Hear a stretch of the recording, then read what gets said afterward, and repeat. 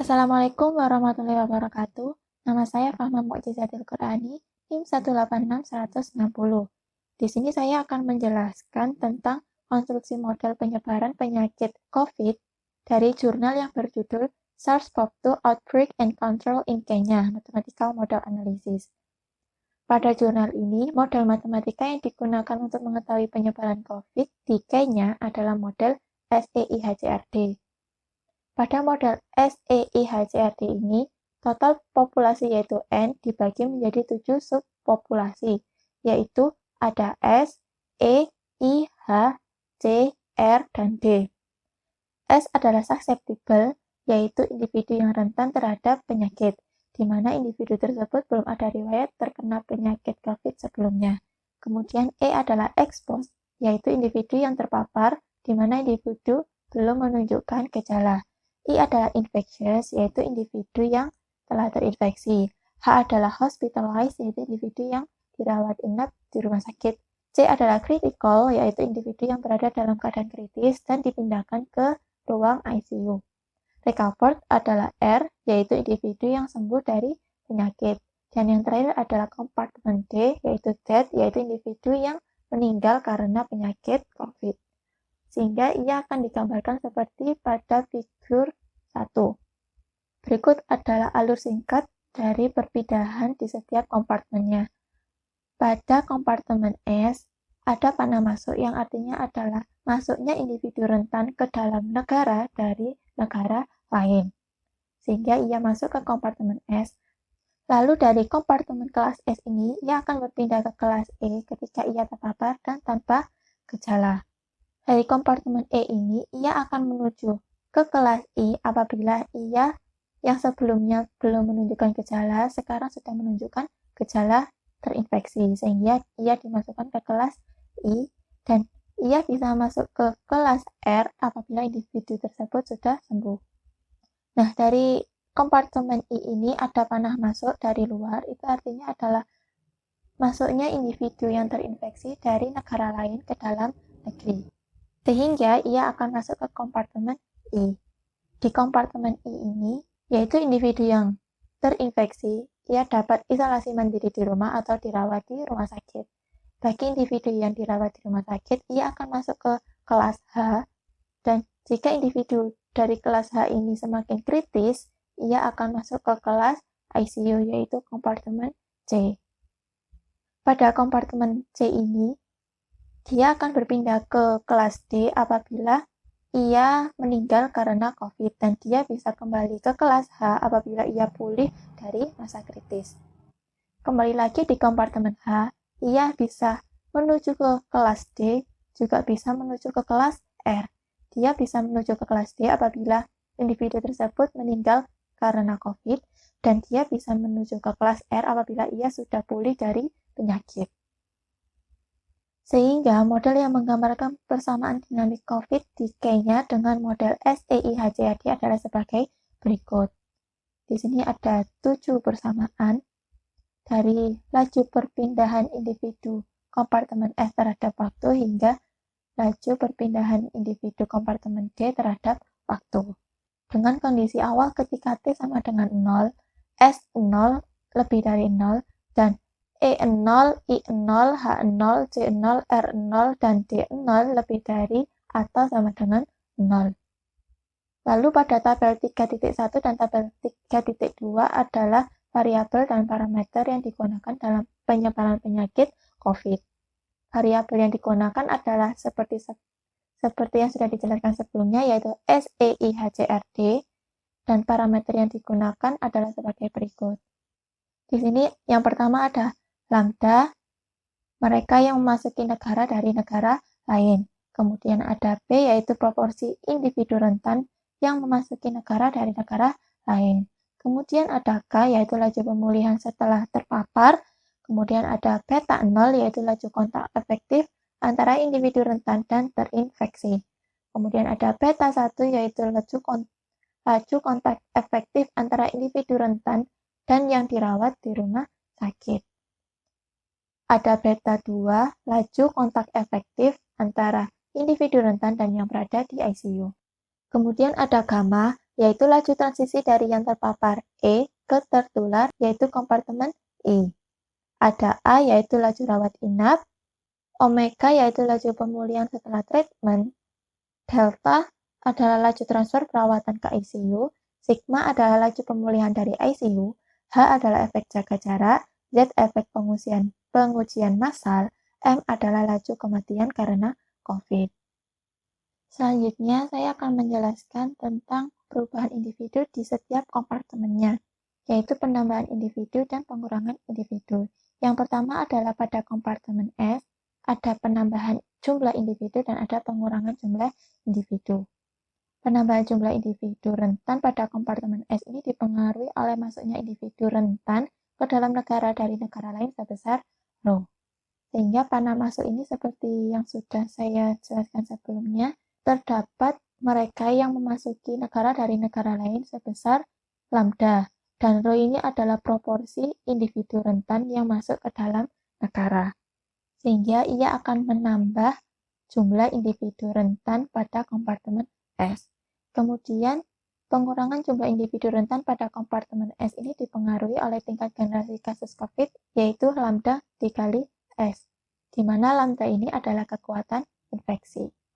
Sehingga kompartemen S, ia akan berpindah ke kompartemen E dengan dipengaruhi lambda T dikali SP, di mana lambda ini adalah kekuatan infeksi penyakit COVID pada kelas S. Sehingga diperoleh laju perpindahan kompartemen S terhadap waktu, yaitu dST per dt sama dengan rho dikali lambda dikurangi lambda T dikali ST. Ini adalah penambahan dan yang ini adalah pengurangan individu di kompartemen S. Selanjutnya adalah perubahan individu di dalam kompartemen E. Penambahan jumlah individu di kompartemen E dipengaruhi oleh tingkat generasi kasus COVID, di mana lambda ini adalah kekuatan infeksi. Penambahan ini adalah individu yang sebelumnya dari kompartemen S ke kompartemen E. Kemudian pengurangan jumlah individu di kelas E ini dipengaruhi oleh laju transisi dari yang terpapar E ke tertular I sebesar gamma, di mana gamma ini adalah 1 dikurangi zeta dikali gamma. Jika dilihat di diagram, dari kompartemen E ke I dipengaruhi oleh 1 dikurangi zeta dikali gamma dikali ET. 1 min zeta dikali gamma ini adalah laju transisi dari ekspos ke infeksi. Kemudian pengurangan individu yang kedua adalah laju rawat inap dari yang terpapar E ke rumah sakit H sebesar zeta dikali gamma.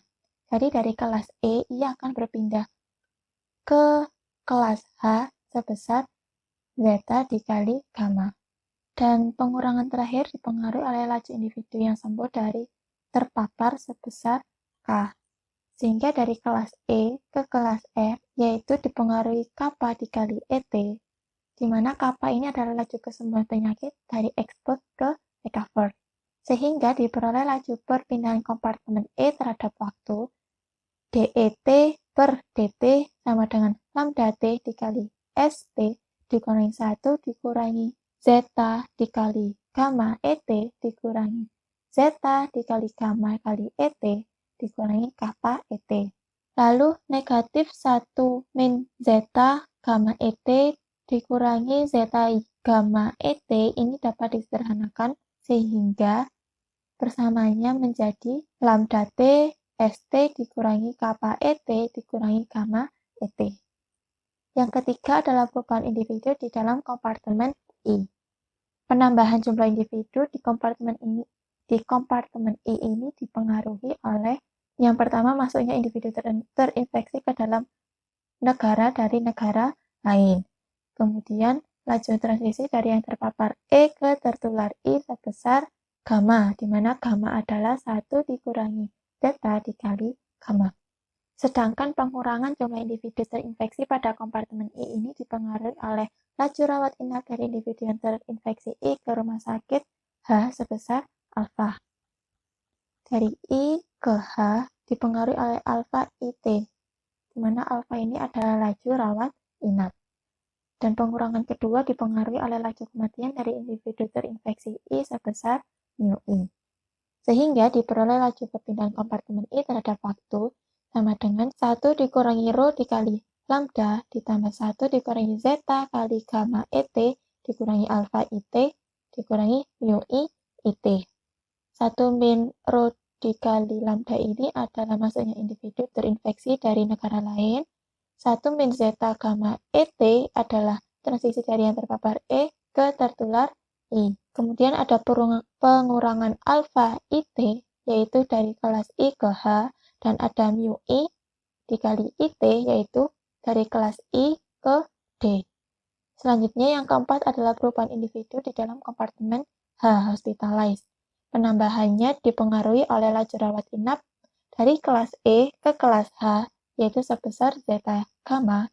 Kemudian laju rawat inap dari individu I ke H sebesar alfa. Selanjutnya ada laju pemulihan dari ICU sebesar sigma. Sedangkan pengurangan jumlah individu dipengaruhi oleh laju individu yang sembuh dari kelas H ke kelas R. Kemudian laju transfer perawatan ke kelas ICU sebesar delta, yaitu dari kelas H ke kelas C. Dan yang terakhir adalah laju kematian dari individu yang dirawat inap sebesar μH. Sehingga diperoleh laju perpindahan kompartemen H terhadap waktu adalah sebagai berikut. DHT per DT sama dengan alfa IT. Alfa IT ini adalah perpindahan individu dari kelas I ke kelas H. Alfa adalah laju rawat inap. Kemudian zeta gamma ET adalah perpindahan dari kelas E ke kelas H. Sigma CT adalah perpindahan dari kelas C ke kelas H. Kemudian ada pengurangan. Omega HT adalah dari kelas H ke R. Delta HT adalah dari kelas H pindah ke C. Mu HT adalah dari kelas H ke kelas D. Sehingga dapat disederhanakan seperti berikut. Kemudian selanjutnya adalah perubahan individu di dalam kompartemen C. Penambahannya dipengaruhi oleh laju transfer perawatan dari rawat inap H ke C sebesar delta. Kemudian pengurangannya dipengaruhi oleh laju pemulihan dari ICU sebesar sigma dan laju kematian dari individu sebesar mu C. Sehingga diperoleh laju perpindahan kompartemen C terhadap waktu sebagai berikut. Delta HT adalah dari H ke ICU, sigma CT adalah dari ICU ke H, mu C CT adalah dari ICU ke D. Kemudian selanjutnya adalah perubahan individu di dalam kompartemen R.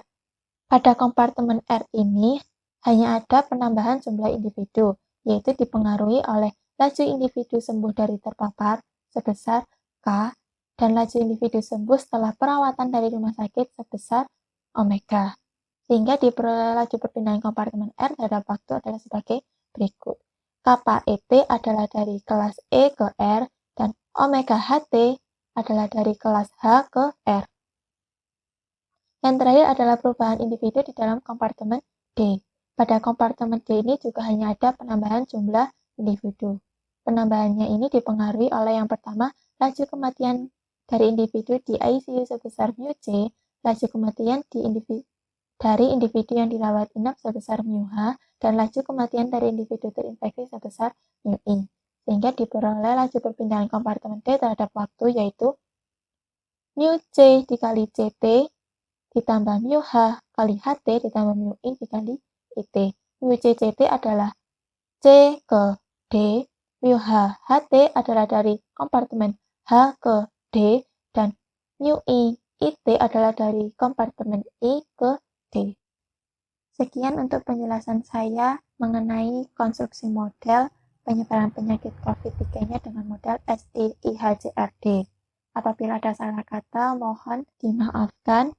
Terima kasih saya ucapkan. Wassalamualaikum warahmatullahi wabarakatuh.